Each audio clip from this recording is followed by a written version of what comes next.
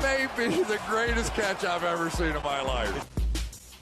All right, well, that was a very disappointing week for some of our favorite quarterbacks. Now let's dive into where we have these quarterbacks ranked for the fantasy football playoffs. This is going to be considering what they've done so far in 2020, their supporting cast going into the playoffs, and their schedules that they have for weeks 14, 15, and 16. 17 is not going to be covered. I don't know how many times I have to say this, but guys, please do not have your fantasy football playoffs running into week 17, as there will be starters sitting then. Really, you want nothing to do with that mess.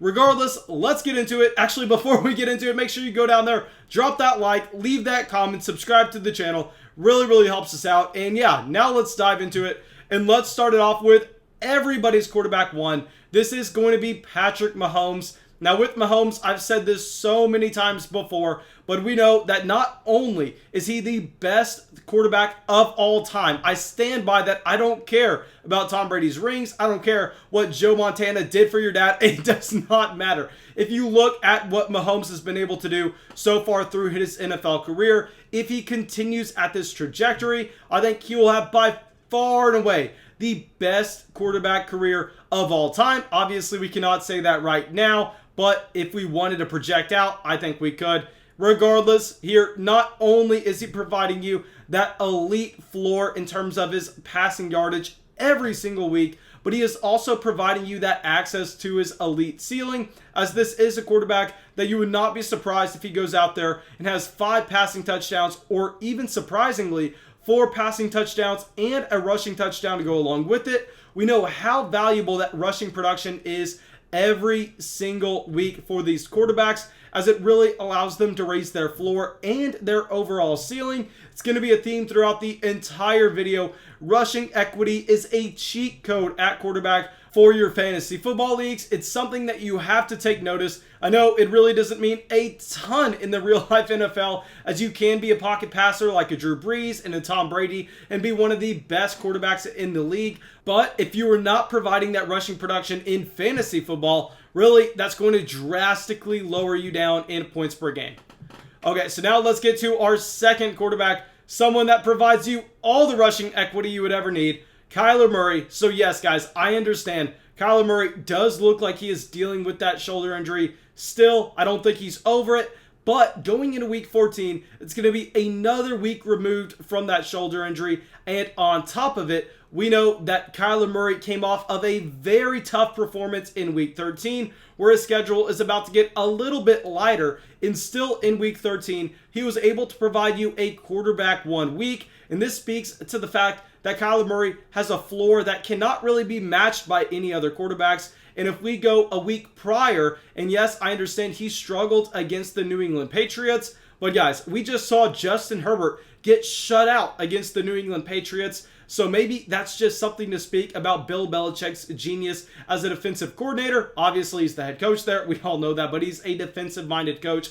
Regardless, here with Kyler Murray, he has that elite rushing equity. If we see him start to steal some of those goal line looks yet again from Kenyon Drake, we know there are very few quarterbacks in fantasy that have the same type of access to a top 3 overall ceiling as Kyler Murray does.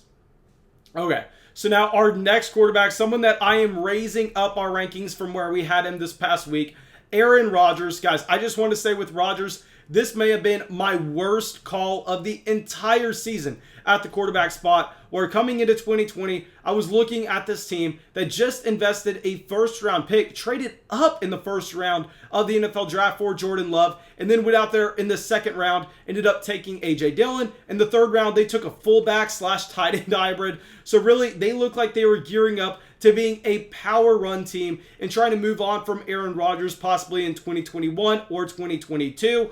Regardless, Aaron Rodgers does not care. He has come out and he has shown us that he is one of the most talented quarterbacks in the entire NFL still, and we know that very similar to a quarterback that we will discuss later in a Justin Herbert. Yes, his rushing ability is not necessarily his strength, but we have seen it be added to his game in competitive matchups before, just like with Patrick Mahomes. That's going to give him access to a ceiling that not many quarterbacks can obtain. And on top of that, we know how high that floor is 20 points every single week. Lock it in.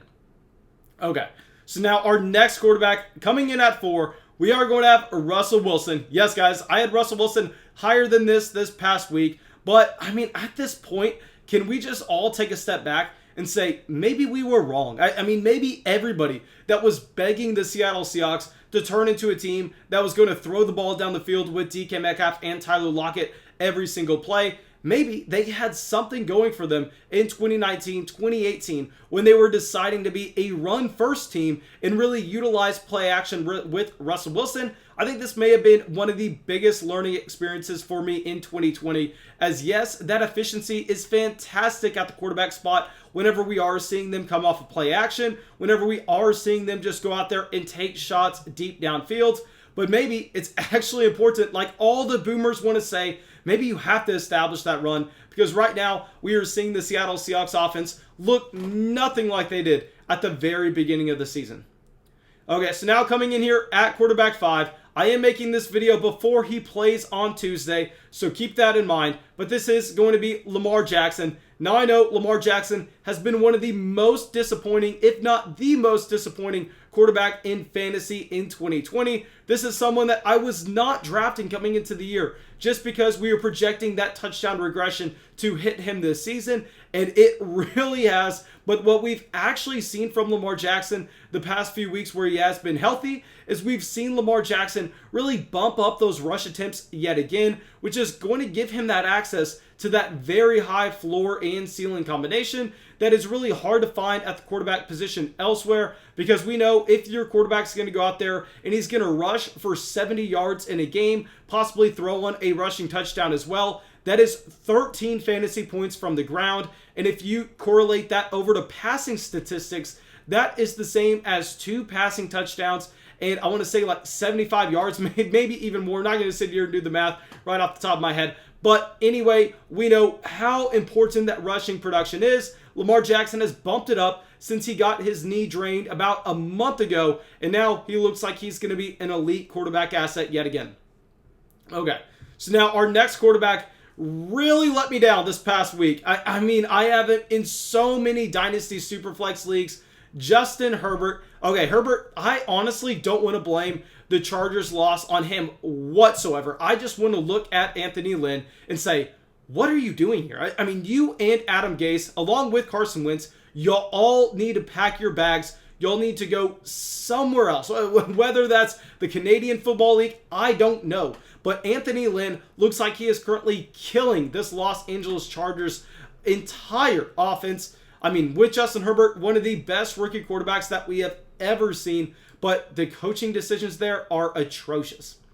Okay, so now coming in here at quarterback 7, we are going to have Josh Allen. Now, I want to say I am recording this during halftime of the Buffalo Bills and the San Francisco 49ers game. So if anything happens at the end of the game, you may be able to completely ignore what I'm about to say. But with Josh Allen, we know that he has that elite access to his very, very high ceiling. But the problem is the inconsistency. We don't necessarily see week over week over week Josh Allen provide the same type of floor as someone like an Aaron Rodgers. So that's why he's going to be having to be down here at number 7. Okay, so now coming in here at number 8, one of the most impressive quarterbacks over the past 2 seasons, Ryan Tannehill. Okay, Ryan Tannehill honestly is looking like a much better real-life NFL quarterback over Josh Allen, Justin Herbert, Lamar Jackson, all in 2020. But the problem here is he just does not have that same type of rushing equity in the offense. He's someone that has a very high floor, just not necessarily the same type of ceiling, because we're never going to see Ryan Tannehill go out there and rush for 50 yards in a game.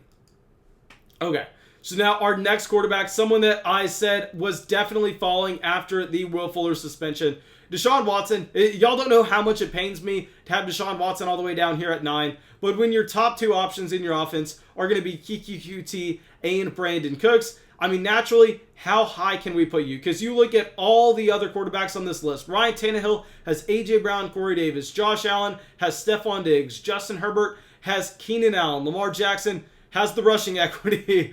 Russell Wilson, Tyler Lockett, DK Metcalf, Aaron Rodgers, Devontae Adams, Aaron Jones, Kyler Murray, DeAndre Hopkins, Patrick Mahomes. I don't need to get into it. I mean, DeShaun Watson has one of the worst supporting casts in 2020 right now, yet he does have that rushing equity, and he has been one of the most efficient quarterbacks since he came into the NFL. Okay, so now our last quarterback, rounding us out at number 10. This is going to be Ben Roethlisberger. The Pittsburgh Steelers took their first loss of the season against the Washington football team. But with Big Ben, we are still seeing him have a decent floor just because of all those weapons in the offense. Juju, Eric Ebron, Chase Claypool, Deontay Johnson. I mean, so many guys that he can look to go to every single down. And I will say here, very similar to a quarterback that would be later on in this list, like a Tom Brady. The reason that we cannot have him up there, while his passing stats may indicate that he's one of the better quarterbacks in the entire NFL, he has no rushing equity. He has no access to that elite ceiling. Okay, now, thank you guys. I really hope y'all enjoyed this video. I really hope y'all got something from it. As always, if y'all did, go down there, drop that like, leave that comment, subscribe to the channel. It really, really helps us out. And yeah, that's it. I hope I will see y'all in the live stream some night this week. I should be live every single night this week.